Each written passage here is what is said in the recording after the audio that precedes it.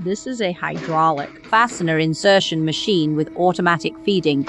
It is a feeder for for nuts, an automatic feeding nut. The feeding tool is usually placed below.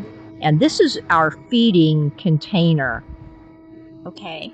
Through the air pipe, the nut. To send the nut to this place. For automatic riveting. This is our laser positioning system. Laser positioning.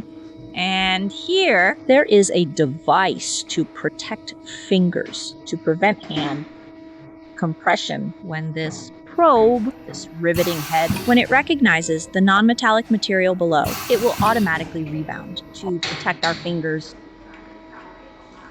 Now we are testing the smoothness of feeding. The smoothness of automatic feeding. This is the feeding container. This is the feeding container. Through the air pipe, send the M for nut to the front of the riveting tool.